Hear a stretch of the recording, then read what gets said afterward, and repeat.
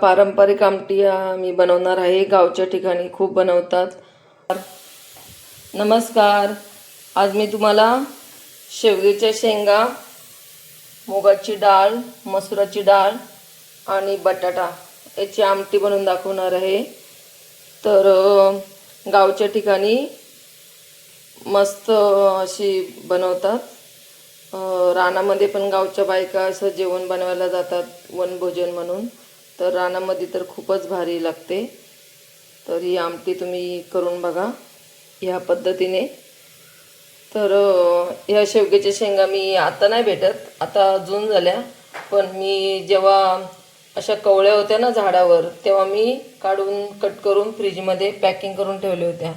तर आता आपल्याला कधी पण अशा 12 महिने कधी पण इच्छा झाली ना खायची का, फ्रीजमधून काढायच्या आणि खायच्या.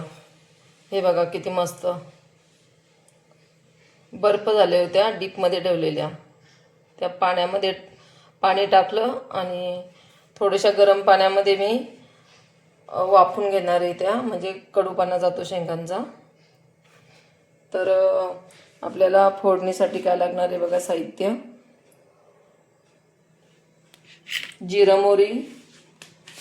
मोहरी, हिंग, कांदा, हिरवी मिरची, लसूण, हळद, मसाला, धना पावडर, थोडासा गरम मसाला हा घरी केलेला आहे मी खडा मसाल्याचा. जिरं मोहरी, हिंग, मीठ चवीनुसार आणि तेल, आणि हे टमाटर आणि कोथिंबीर टाकायची वरून. हे बघा, आता आपण आमटी करू. पहिल्यांदा आपण तेल टाकू. 5 मिनिटांपर्यंत तेल टाकल्यावर आपण जिरं मोहरी टाकू. जिरं मोहरी नंतर आपण कढीपत्ता टाकू. कढीपत्ता टाकल्यावर आपण कांदा, लसूण आणि हिरवी मिरची टाकू.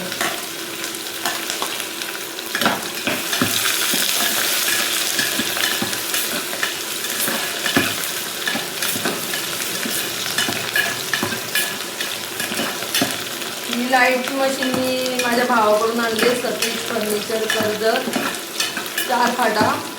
खूप स्वस्त भेटते, तुम्ही पण आणा. आता एकतर गॅस भेटत नाही ना, दुसरीकडे 4,500 आहे, भावाकडे 3,000 अशी भेटते. कुठलं पण भांडं बसतं याच्यावर. 3-3.5 पर्यंत तुम्हाला देऊ शकतात ते. आणि आता आपण हिंग टाकू. हिंग टाकल्यानंतर आपण हळद टाकू. 1 चमचा हळद घेतली मी. त्याच्यानंतर जास्त तिखट आमटी चांगली नाही लागत. थोडासा मसाला टाकू. हिरवी मिरची टाकली ना आपण, आणि थोडासा खडा मसाला टाकू, पावडर केलेली. ही पावडर मी घरीच केले. आणि आता आपण टोमॅटो टाकून घेऊ.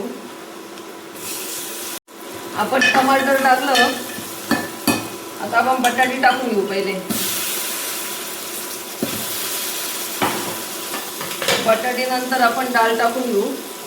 हे बघा, मसुराची डाळ आणि मुगाची डाळ मिक्स.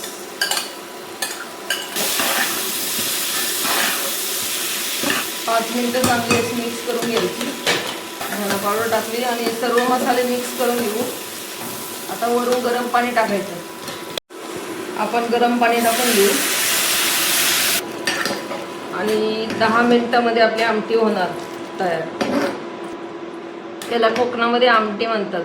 काही लोक काय म्हणतात माहिती नाही मला, कमेंटमध्ये सांगा तुम्ही. थोडीशी आपण कोथिंबीर टाकू आणि नंतर पण टाकू. आणि चवीनुसार आपण मीठ टाकू. आणि वरती आपण गरम पाणी ठेवू. म्हणजे जर आमटीला पाणी कमी पडलं तर आपण परत टाकू शकतो. ही बघा, मस्त मुगाची शेंगांची बटाट्याची आमटी आपली झाली तयार. आपण थोडी वरून कोथिंबीर टाकू अजून. आणि थोडीशी पातळ आमटी करू. पातळ चांगली लागते, जास्त जाड चांगली नाही लागत. थोडंसं वरती ठेवलेलं आपण पाणी टाकू. जास्त पण नाही शिजवायची. ही आमटी आपली तयार आहे. माझी आमटी आवडली असेल तर माझ्या चॅनलला सबस्क्राईब करा, शेअर करा, लाईक करा. थँक्यू.